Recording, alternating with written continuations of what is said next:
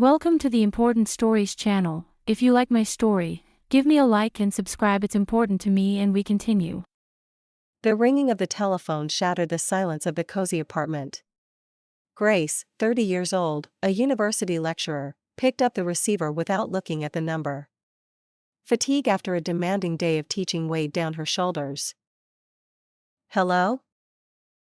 In response, she heard an unfamiliar, agitated male voice. "Grace? It's Theodore. From your first-year course." Grace's heart skipped a beat. Theodore. One of her most capable, yet so young, students. He had barely turned 19. What could he possibly need from her at such a late hour? "Yes, Theodore. I'm listening. Is something wrong?" Desperation laced the student's voice. I really need to talk to you. It's very important. Can I come over?" Grace frowned. Late evening, personal space. It was completely inappropriate. But there was such genuine anxiety in his voice that she couldn't refuse. "All right, Theodore. Come over. But not for long, I have early classes tomorrow." She hung up the phone, feeling an unpleasant chill run down her spine. What could have happened? Could it be problems with his studies? But Theodore had always been one of the best. While she waited, Grace automatically tidied up the living room. Various assumptions swirled in her head, each more than the last. She looked at her reflection in the mirror. Tired eyes, slightly disheveled hair. 30 wasn't that old, but next to a 19-year-old student, she felt grown up. Very grown up. The doorbell rang unexpectedly loudly. Grace took a deep breath and went to open it. Theodore stood on the threshold. His usually competent gaze was now filled with confusion and a kind of painful resolve. In his hands, he held a small bouquet of white roses. "I'm sorry it's so late, Miss Grace," he said, entering the apartment and awkwardly offering the flowers. "Come in, Theodore. Sit down. What's wrong?" Grace placed the roses in a vase, trying to remain calm. Theodore silently sat on the edge of the sofa, nervously twisting the hem of his jacket. A tense silence hung in the room, broken only by the quiet ticking of the wall clock. Grace waited, feeling an inexplicable growing inside her. What would he say? What could be so urgent between a lecturer and her student? The answer to that question made her heart skip a beat. "Miss Grace. I've fallen in love with you." Theodore's words struck like a bolt from the blue. Grace felt the blood rush to her face. A storm of thoughts flashed through her mind, bewilderment, embarrassment, even a slight fear. This couldn't be happening. It was some kind of mistake, a youthful infatuation, a fleeting fancy. "Theodore," Grace began, trying to keep her voice even and calm, "you're a very good student, talented. But what you just said, it's wrong. There can be nothing between us except the relationship between a lecturer and a student." Pain appeared in Theodore's eyes. He looked up at her, his gaze so genuinely longing that Grace felt uneasy. "Why?" he asked quietly. Don't you like me at all?" Grace sighed. How could she explain to this young, ardent heart that it wasn't about whether she liked him or not? It was about the age difference, their positions. It was simply impossible. "Theodore, it's not about liking you," she tried to explain gently. "It's about the fact that I'm your lecturer. I'm much older than you. We have different lives, different goals. Age is just a number." Theodore retorted hotly, rising from the sofa. "And goals, my goals are connected with you now. I can't stop thinking about you from the very first day I saw you in the first lecture. Your intelligence, your beauty, you're special." Grace listened to him, feeling a growing confusion inside her. She was used to respect and attention from students, but it had never crossed this line. Theodore's confession was so sincere and emotional that it couldn't help but touch her. Theodore, please calm down, she asked, rising to meet him. You're young, you have your whole life ahead of you. You'll meet a girl your own age, with whom you'll have a lot in common. No.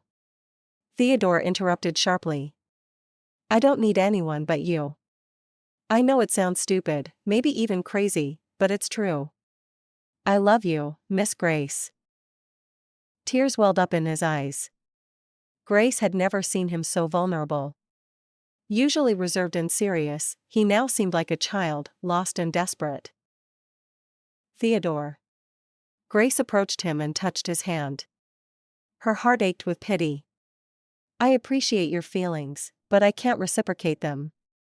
It's impossible. Please, understand me. He pulled his hand away as if her touch had burned him. Offense flickered in his eyes. So, that's it? Just like that? You won't even give me a chance? Theodore. Grace shook her head. There is no chance. I can't cross that line. It would be wrong for both of us. You need to focus on your studies, on your life. My life is you, he blurted out. Silence fell in the room again, heavy and awkward.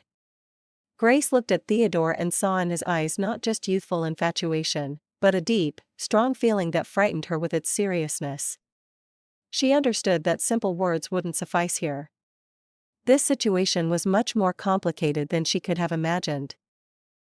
After Theodore's confession, a heavy silence hung in the apartment. Grace felt his pleading gaze on her. She felt sorry for this young man, but she understood that giving him even the slightest hope would be cruel. Theodore, Grace said softly, I understand what you're feeling right now. But you must understand me too. I am your lecturer. There is a certain distance between us that we cannot cross. Besides, there is a significant age difference between us. But what's wrong with that? Theodore interrupted her. Age is just a convention. The main thing is feelings. And my feelings for you are real. Real now, Grace countered. But life is long, Theodore. Your views, your feelings will change. You will meet someone your own age, with whom you will have a shared history, shared interests. No, Miss Grace. Desperation rang in Theodore's voice. You are my history. I don't want anyone else. I know this might seem foolish to you, but I have never felt anything like this before. You have turned my world upside down. Grace looked away. His sincerity touched her, but she couldn't allow herself to succumb to these emotions. She bore responsibility not only for herself but also for him. Allowing these feelings to develop would mean his future, her career, their lives. Theodore, listen to me carefully, Grace said, looking him in the eyes again. What you are feeling now is most likely a strong infatuation. You see in me a person who possesses knowledge, experience, this can seem attractive. But it's not love in the way you understand it. No. You're wrong. Theodore exclaimed. He went to the window and stared blankly at the night city. I think about you constantly. Every lecture of yours is a celebration for me. Your voice, your smile, everything in me responds to you. Grace approached him and placed her hand on his shoulder. He flinched at her touch. Theodore, I appreciate your attention, but I cannot reciprocate your feelings. Please accept this. Try to forget about it. Focus on your studies. You have a great future. Theodore turned sharply to her. Tears glistened in his eyes. Forget? How can I forget the person who has become everything to me? You don't understand. I can't just turn off my feelings. I understand that you are in pain right now, Grace said, feeling her own heart clench with pity. But with time, this pain will subside. You will meet another girl who will love you just as much, and then you will realize that what you are feeling now, it was just a strong infatuation. Never. Theodore cried out. Never will I love anyone the way I love you. He took a step towards her, and Grace instinctively recoiled. In his eyes, she saw such determination, such hopelessness, that she became frightened. "Theodore, please, don't. I can't live without you, Miss Grace," he whispered, reaching out to her. Grace felt her composure beginning to crumble. She had never encountered anything like this. She needed to stop it immediately before the situation spiraled out of control. "Theodore, I beg you, leave," she said firmly, taking a step back. "Leave and never speak to me about this again. If you cannot do this, I will have to contact the university administration. Do you understand?" Grace's words sounded harsh, but she saw no other way. She had to make him understand that there was nothing and could be nothing between them. Despair reflected in Theodore's eyes. He lowered his hands and stepped back. "All right," he whispered. "I'll leave. But you should know, my feelings won't go away." He turned and silently left the apartment, leaving Grace standing in the middle of the living room, her heart pounding and a heavy sense of guilt weighing on her. She knew she had done the right thing, but why did her soul ache so painfully? The few days after Theodore's visit passed for Grace in a haze. She tried to act as usual during lectures, but every time she met Theodore's gaze, she felt awkward and uneasy. To her surprise, he kept his distance, not trying to talk to her or otherwise attract her attention. His gaze was sad and somehow extinguished. Grace reproached herself for her harshness that evening, but she understood that she had no other choice. She needed to clearly convey to Theodore that their relationship could only be professional. One day after a lecture, her colleague, Rosie, approached her. "Grace, you haven't been yourself lately. Is something wrong?" Grace didn't want to confide this delicate situation to Rosie. "Oh no, everything's fine, Rosie. Just a little tired. End of the semester, a lot of work." Rosie looked at her doubtfully but didn't press further. "Well, you know where to find me if you need anything." Grace smiled gratefully. She did want to share with someone, but she was afraid of publicity. Such a story could damage her reputation and career. That same evening, Grace received a message on her phone from an unknown number. "I know you're having a hard time right now. So am I. But I can't just give up. I have to try again." Grace immediately knew it was Theodore. She sighed and didn't reply. She hoped he would take her silence as a final refusal and leave her alone. But the messages started coming regularly.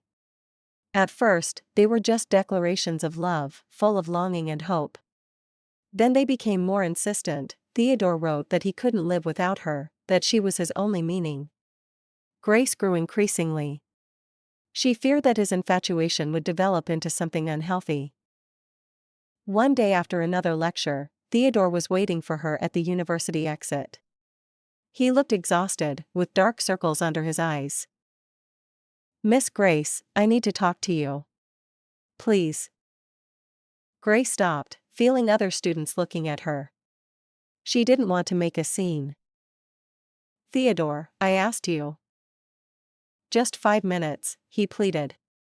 "Please. It's very important." Grace reluctantly nodded. They moved aside to a quiet corner of the hallway. "What did you want?" Grace asked, trying to remain calm. "I can't go on like this anymore," Theodore whispered. "I can't see you every day and know that you will never be mine. It's driving me crazy." "Theodore, we've already talked about this. There can be nothing between us. You have to understand that." "But why? Why are you so adamant? You won't even give me a chance."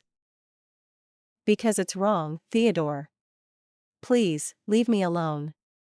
You need to live your own life." Anger flashed in Theodore's eyes. "So, just like that? You'll just erase me from your life? As if nothing ever happened?" "Theodore. No. Don't say anything." Theodore interrupted her. I understand everything.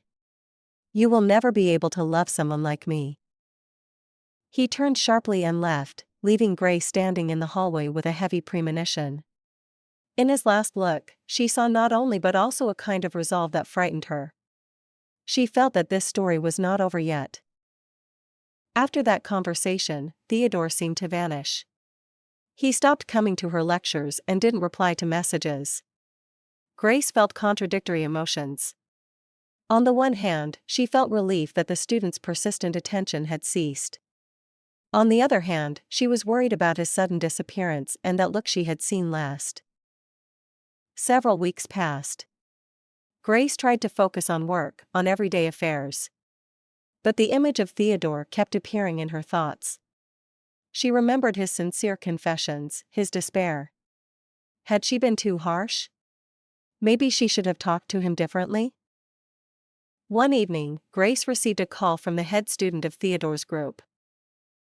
"Hello, Miss Grace. Sorry to bother you." "Hello, Daisy. What's wrong?" "It's about Theodore. He hasn't been attending classes for a long time. We're all a bit worried." Grace's heart clutched. "And you don't know what's wrong with him? Did he tell you where he went?" "No. He doesn't communicate with anyone at all. We tried to contact his parents, but they live in another city and don't seem to know." Grace felt anxiety engulf her. What if something had happened to Theodore? Her sharp refusal could have strongly affected him. She blamed herself for not being more sensitive. The next day, Grace decided to try to find Theodore herself. She found out his address at the dean's office and went to his home after work. It was an old apartment building on the outskirts. No one answered the apartment door. Neighbors said they hadn't seen Theodore for several days. Grace's intensified. She called the dean's office and told them about the situation. The staff promised to contact Theodore's parents and try to find out what was happening. Several more agonizing days passed. Grace couldn't find peace. She constantly thought about Theodore, imagining the worst. She felt guilty for his disappearance.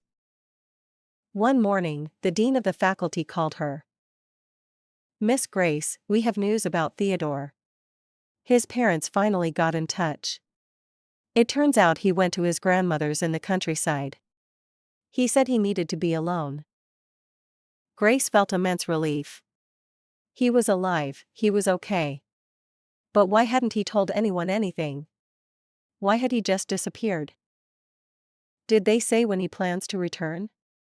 Grace asked. "No, not yet. They said he needs time to recover." Grace sighed. She understood that her refusal had been a heavy blow for Theodore. He needed time to get over it.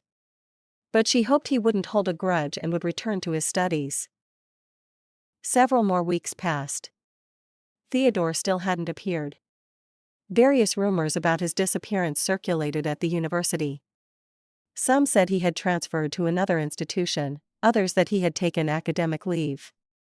Grace tried to ignore these conversations, but deep down she felt guilt and. One evening, while Grace was sorting through student papers, she found a piece of paper folded in quarters among them. It was Theodore's work. On the title page, in uneven handwriting, was written, "To Miss Grace." Grace's heart beat faster. She unfolded the paper. It wasn't an essay, but a letter. "Miss Grace, I know you're probably angry with me for my disappearance. I'm sorry. It hurt me a lot. I couldn't see you every day and pretend that nothing had happened. You said my feelings were just an infatuation. Maybe you're right. But for me, it was something more. You opened a new world for me, showed me what intelligence, beauty, inner strength could be like. I will never forget our lectures, your eyes, your voice. I left to try and forget you. To start living again. I don't know if I'll succeed. But I have to try. I don't hold a grudge against you. I understand that nothing could have been between us. Just know that you will forever remain in my heart as the brightest and most unattainable ideal. Goodbye, Theodore. Tears welled up in Grace's eyes. She felt a pang of conscience. She hadn't wanted to hurt him. She had simply wanted to protect herself and him from a wrong step. But her sharpness, seemed to have wounded him more deeply than she had. Grace sat for a long time, holding this letter in her hands. She thought about Theodore, about his youthful ardor, about his sincere feelings. She understood that she might have missed something important in their communication. Maybe she should have been softer, more understanding. But it was too late. Theodore had left, and she didn't know if he would ever return. Sadness and a vague sense of loss settled in her soul. Time passed. The semester ended, and the summer session began. Theodore's name gradually became less frequently mentioned in the university corridors. Grace tried to forget this story, to focus on work and her personal life. But Theodore's letter would occasionally surface in her memory, leaving a bittersweet taste. One evening, Grace received a call from her longtime friend, Olivia. Grace, hi. How are you? What's new? Hi, Olivia. Oh, the same old things. Work, home. How are you? Well, I have some interesting news. Remember my nephew, Mason? He enrolled in your university last year. I think so, yes. What about him? He was telling me about one lecturer, young, intelligent. He said he really likes her as a teacher. Grace tensed up. Could Mason also? And what else? She asked cautiously. Oh, nothing special. Just remembered. He's on vacation now, working somewhere. How about you, any personal life? Grace sighed. There wasn't really a personal life. After breaking up with her former boyfriend, she hadn't been able to get close to anyone. The story with Theodore had only her. No, Olivia. Everything's the same. Come on. Such a beautiful woman, and alone. We need to fix this. Maybe we can go out somewhere this weekend? Grace agreed. She really needed a distraction. The meeting with Olivia was pleasant, but Grace's thoughts kept returning to Theodore. She tried to imagine how he was now, what he was doing. Was he still hoping for something, or had he already? At the beginning of the new academic year, Grace waited with some for the arrival of new students. She tried not to think about whether Theodore would return. But deep down, a faint hope lingered. The first few weeks passed without incident. But one day, entering the lecture hall before a freshman class, Grace froze. Theodore was sitting at one of the desks. He looked a little older, but his eyes still radiated the same sadness. Their eyes met. Grace felt her heart skip a beat. Theodore nodded slightly, without a smile. She could only manage a weak smile in return and hurried to the podium, trying to hide her. Throughout the lecture, Grace felt his gaze on her. She tried not to look in his direction, focusing on the material. But Theodore's presence in the was felt very acutely. After the lecture, the students began to disperse. Theodore was in no hurry to leave. When the was empty, he approached the podium. Hello, Miss Grace. Theodore, hello, Grace replied quietly. She tried to remain calm, but everything inside her was trembling. I'm back, Theodore said. His voice sounded even, without the former despair. I see. I'm glad you decided to continue your studies. Thank you. I thought, you were right. I need to move on. Grace sighed with relief. So, he understood everything. He had accepted her refusal. That's a wise decision, Theodore.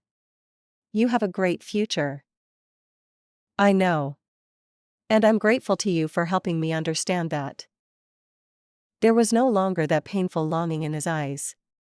There was only a slight sadness and a new, mature understanding. Miss Grace.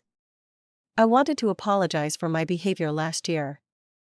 I acted foolishly and obsessively. Theodore, it's okay. Forget about it. The main thing is that you're back and ready to study. I'll try. And I wanted to say, I no longer have those feelings for you. Grace felt a strange mixture of relief and slight sadness. She understood that this was how it should be, but some part of her soul still reacted to these words. I'm glad to hear that, Theodore. It means you're really moving on. Yes.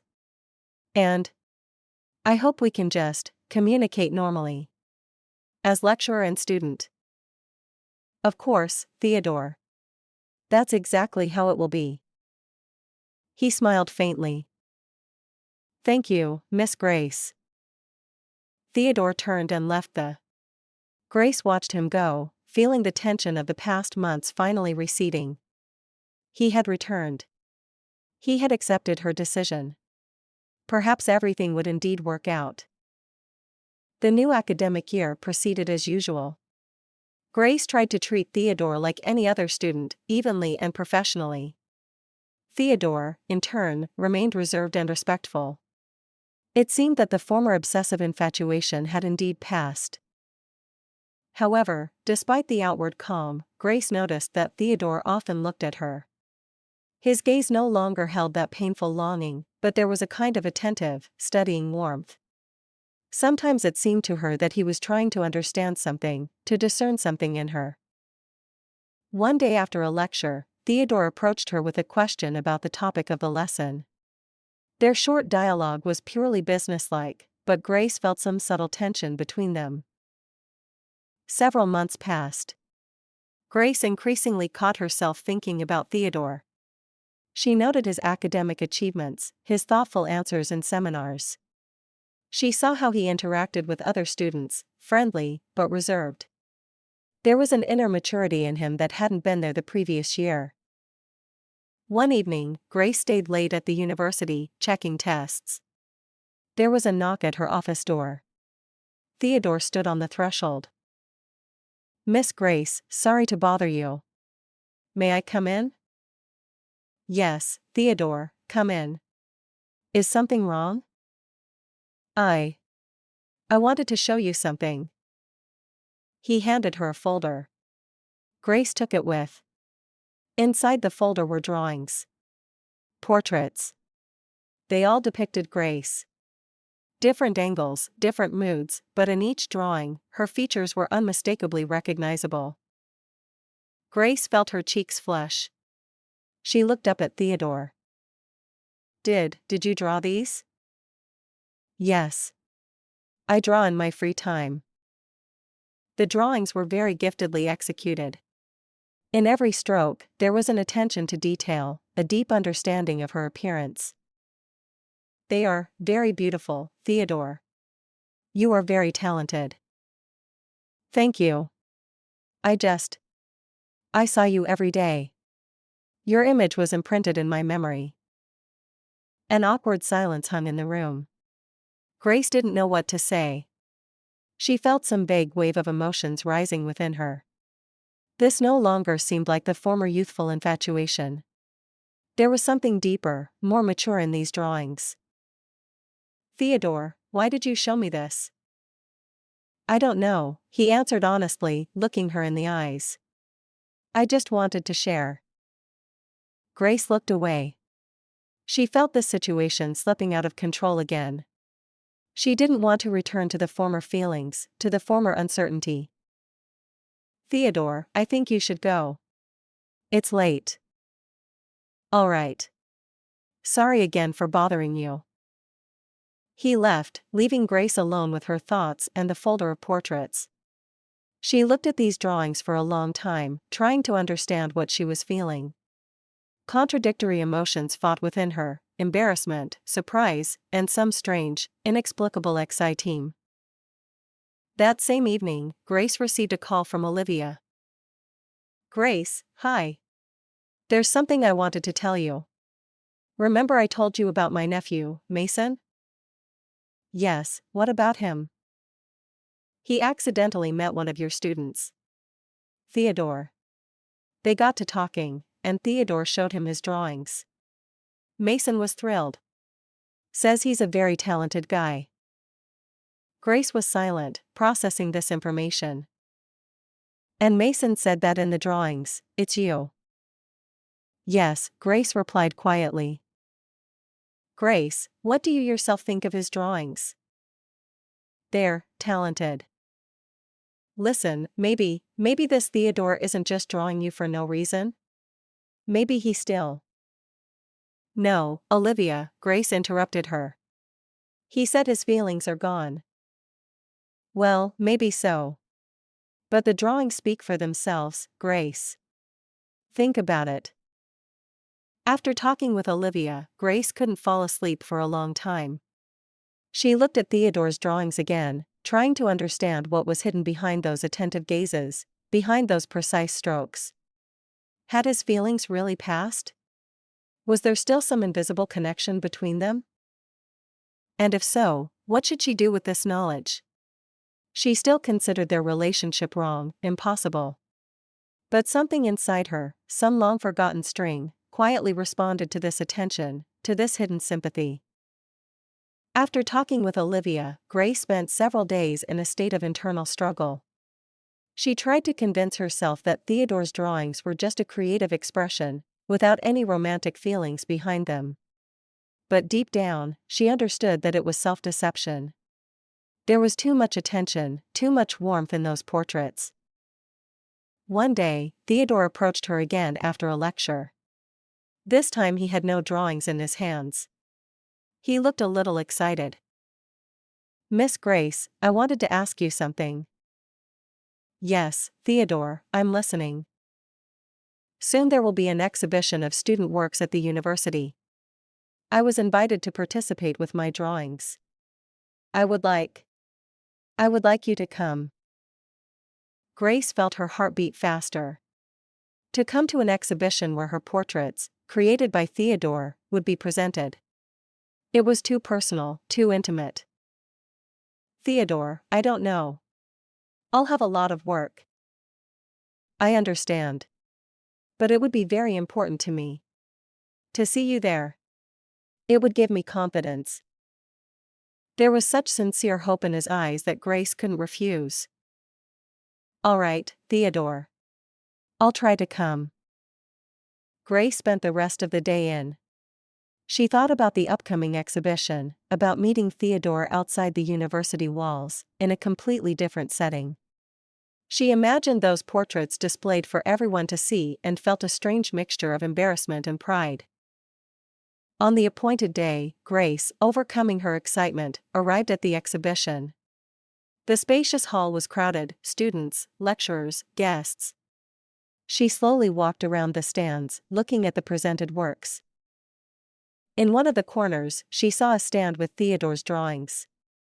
There were several portraits, landscapes, still lifes, and, of course, portraits of Grace.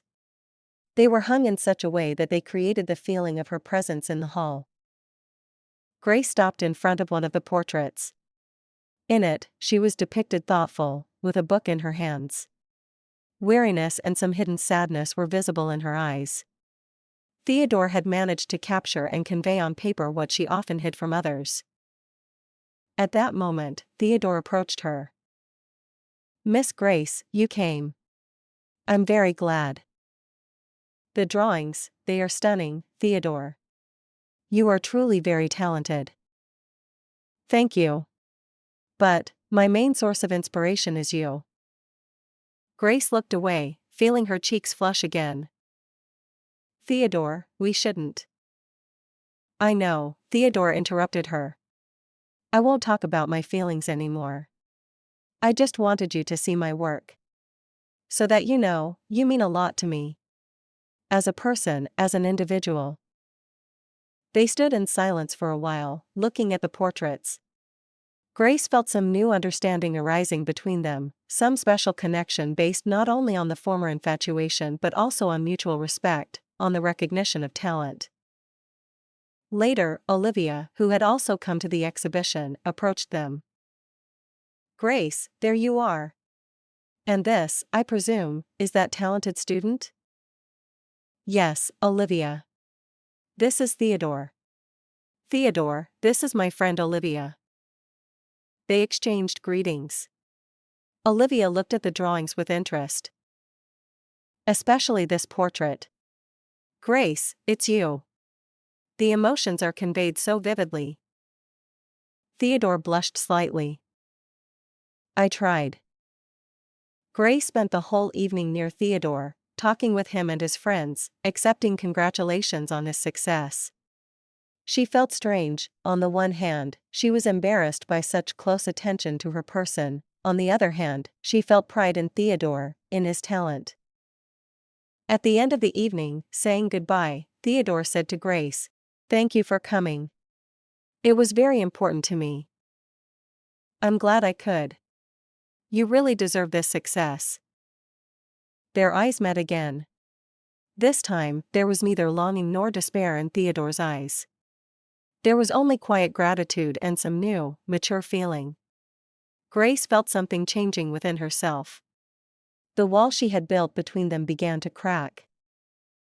After the exhibition, subtle but important changes occurred in Grace's and Theodore's relationship.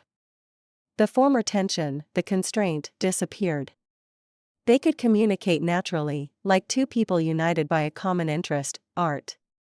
Grace surprisingly discovered that Theodore possessed not only the talent of an artist but also a deep, mature outlook on many things. They began to occasionally cross paths outside the university, in art galleries, at exhibition openings. These meetings were, but each time they left a pleasant aftertaste. Grace noticed how Theodore looked at her, with admiration, but without the former obsessiveness. Respect for her as a person, as a woman, was evident in his gaze. One evening, Grace stayed late at the university, preparing for a conference. She was engrossed in her work and didn't notice how time flew by. When she was about to leave, it was already dark outside. Leaving the building, she saw Theodore sitting on a bench near the entrance. "Theodore? What are you doing here so late?"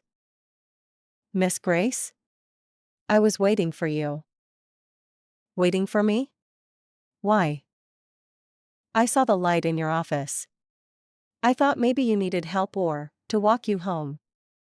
"It's late." Grace felt an unexpected warmth. This, so unobtrusive and sincere, touched her. "Thank you, Theodore. That's very kind of you. But I live nearby." "Still. Let me walk you. I'm going that way anyway." They walked in silence through the night streets. Grace felt strange. Her former infatuated student was next to her, but now an atmosphere of calm and mutual respect reigned between them. At the entrance to her building, Theodore stopped. "Well, here we are. Thank you for the company, Miss Grace." "Thank you, Theodore. For your—" Their eyes met again. In Theodore's eyes, Grace saw tenderness and some deep understanding. She suddenly realized that all this time, while he had been trying to win her heart, she hadn't noticed what a sensitive and attentive person he was. "Miss Grace, may I say something?" "Yes, Theodore. I don't love you the way I used to anymore. That youthful infatuation has passed. But you have become a very important person to me. I admire your intelligence, your strength, your kindness. And I feel very warm feelings for you. Like for a friend, like for a close person." Theodore's words sounded unexpected, but Grace felt that they were true. She had seen how he had changed, how he had matured. His feelings had become deeper, more.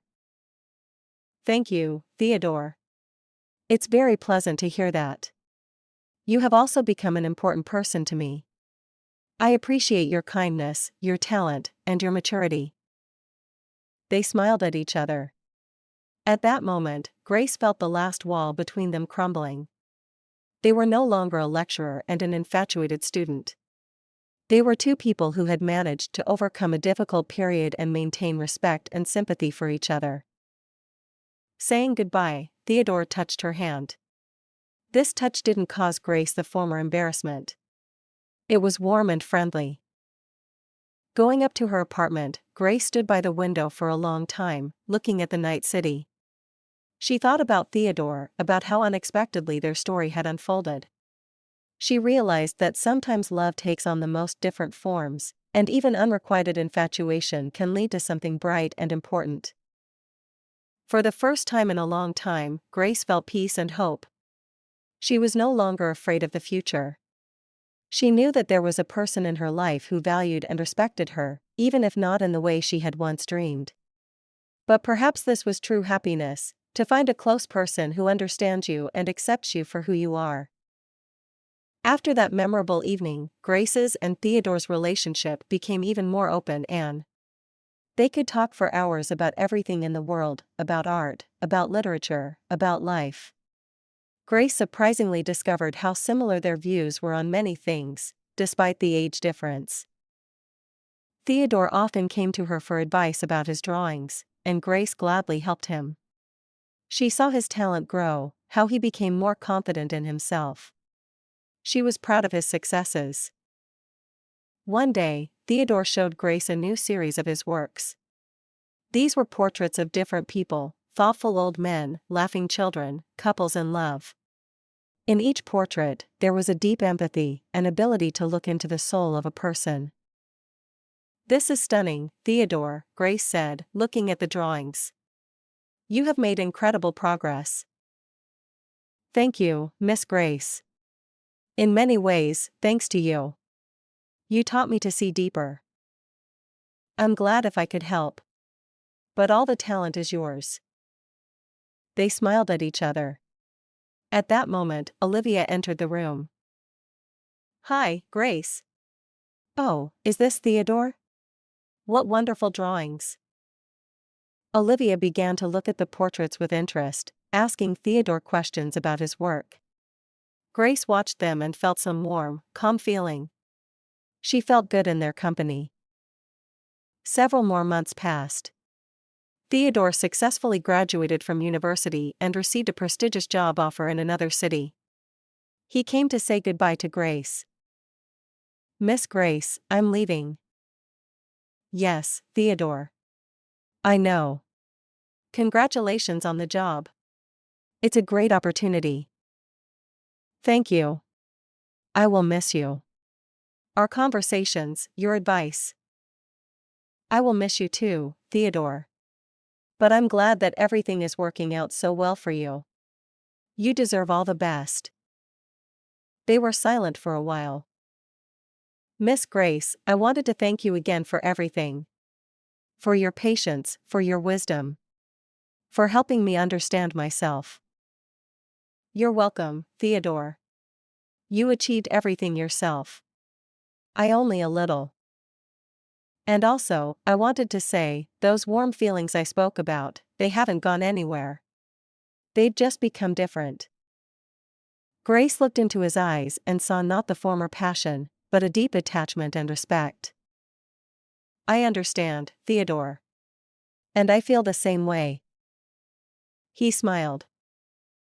"Maybe, someday, our paths will cross again."